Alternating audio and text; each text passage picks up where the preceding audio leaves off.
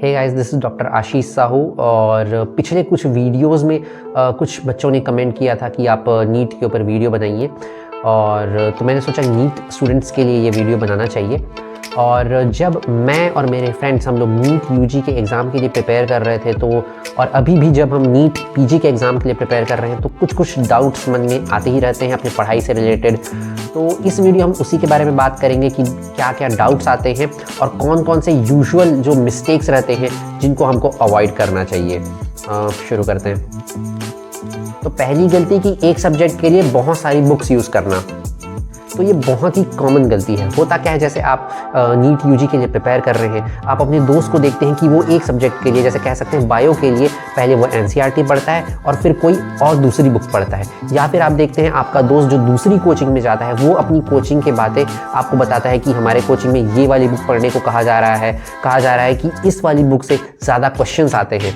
या फिर ऐसा होता है कि आप एक बुक पढ़ रहे हैं, अपने नोट्स पढ़ रहे हैं, आपको पता चलता है या फिर आपको कोई आके बताता है कि इस वाली लाइन में गलती है और इस वाली लाइन में और एक गलती है और अगले चैप्टर में एक और गलती है। तो आप थोड़े से कंफ्यूज हो जाते हो कि इस बुक में इतनी सारी गलतियां हैं, और अगर वही गलती वाली लाइन मैंने पढ़ ली और एग्जाम में वही आ गया तो मैं गलती कर डालूंगा, तो मैं वो वाली बुक पढ़ूंगा जिसमें गलती नहीं है। तो इस तरह से आप अपने दोस्त के कहने पर या फिर उसको देखकर या फिर अपनी एक बुक में गलतियां देखकर ऐसी बुक ढूंढने के लिए जिसमें बिल्कुल भी कोई गलती ना हो, क्या करते हैं, एक सब्जेक्ट के लिए कई सारी बुक्स पढ़ना शुरू कर देते हैं। इसके क्या क्या नुकसान होते हैं?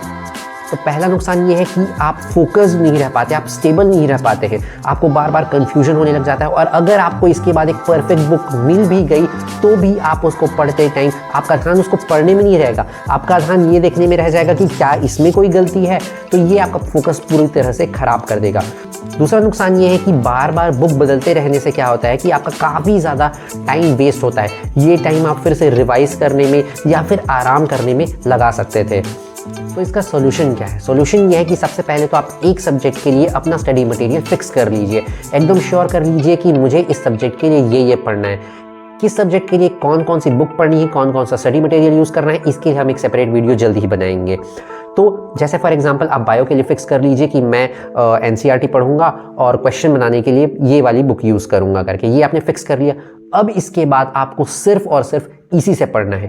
कोई आपका फ्रेंड कुछ भी बोले कि एनसीईआरटी की लैंग्वेज अच्छी नहीं है या फिर ये वाली बुक यूज़ कर, मेरे कोचिंग में बोल रहे थे कि इसमें से ज़्यादा क्वेश्चन आते हैं, आपको उस पर ध्यान नहीं देना है। आपको सिर्फ और सिर्फ अपने नोट्स, अपने बुक्स के ऊपर बिलीव करना है और बार बार इन्हीं से रिवाइज करना है। इससे क्या होगा, आपका बहुत सारा टाइम बचेगा, आप फोकस्ड होकर पढ़ेंगे और अच्छे से कंप्लीट कर पाएंगे सिलेबस।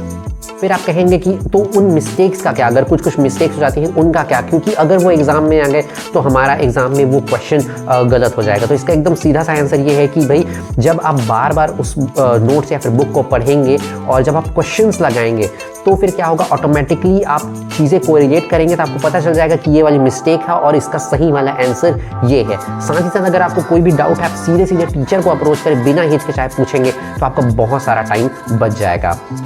और दूसरा मिस्टेक जो पहले मिस्टेक से मिलता जुलता है कि अपने टीचर के ऊपर पूरा बिलीव न रखना, जिसकी वजह से बहुत सारे टीचर से सीखने की कोशिश करना। तो कई बार क्या होता है कि जब आप क्लासेस से घर आते हो, अपने नोट्स पढ़ते रहते हो जो टीचर्स ने आपसे बनवाए हैं, तो आप देखते हैं कि उसमें कुछ मिस्टेक्स हैं। तो फिर आप डायरेक्ट डाउट पूछने के बजाय ये सोचते हो कि ठीक है, मैं यूट्यूब पे तो वीडियो अवेलेबल है, वहाँ से ये वीडियोस, इस टॉपिक की वीडियो देखकर मैं अपने डाउट्स क्लियर कर लेता हूँ। तो इस प्रोसेस में क्या होता है कि आपका काफ़ी सारा, पहली बात तो आप सिर्फ उस पॉइंट को देखने के लिए पूरी वीडियो आपको देखनी पड़ती है, तो इससे आपका ज़्यादा टाइम वेस्ट होता है, पहली चीज़। दूसरी चीज़ ये होती है कि साथ ही साथ थोड़ा सा कन्फ्यूजन भी क्रिएट हो जाता है। क्यों? क्योंकि हर टीचर के पढ़ाने का तरीका थोड़ा सा अलग हो जाता है। तो चांसेस ये भी रहते हैं, क्योंकि आपको सब्जेक्ट का 100% नॉलेज नहीं है, तो अगर टीचर उसी पॉइंट को थोड़ा सा दूसरे तरीके से बताता है तो हमको लगता है कि अरे इसने तो पूरा अपोजिट ही बता दिया, तो ये कंफ्यूजन भी क्रिएट करता है और चांसेस ये रहते हैं कि हम वहाँ पर हम गलती कर जाएं, मिस इंटरप्रेट कर जाएं।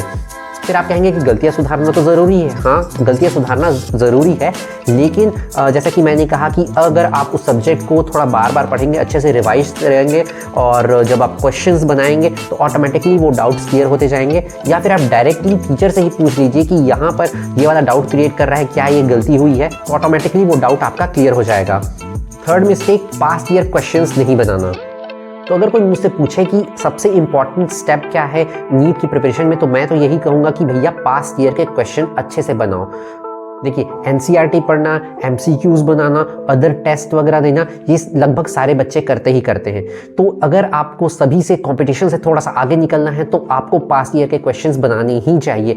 और बनाना मतलब सिर्फ बनाना नहीं, क्योंकि आप बार बार बनाएंगे तो वो तो आपको याद भी हो जाएगा। बनाना मतलब अच्छे से एनालाइज करना कि टॉपिक से किस तरह के क्वेश्चंस बनाए जा रहे हैं।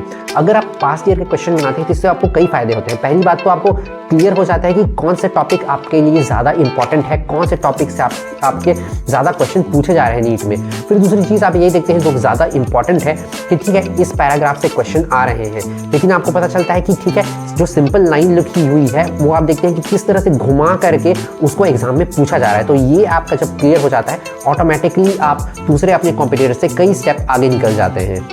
तो जब आप पिछले 5-10 साल के अच्छे से क्वेश्चन समझ लेते हो, एनालाइज कर लेते हो, और जब कोई पढ़ाई करते हो, पैराग्राफ पढ़ते हो, तो आपको एक चीज़ तो याद रहती है कि हाँ इससे पास्ट ईयर में क्या क्या किस तरह से क्वेश्चन बने हुए थे। तो आपको ऑटोमेटिकली रियलाइज़ हो जाता है कि और कौन कौन से क्वेश्चन इससे फॉर्म हो सकते हैं और कैसे फॉर्म हो सकते हैं, ये ऑटोमेटिकली आपको पता चल जाता है।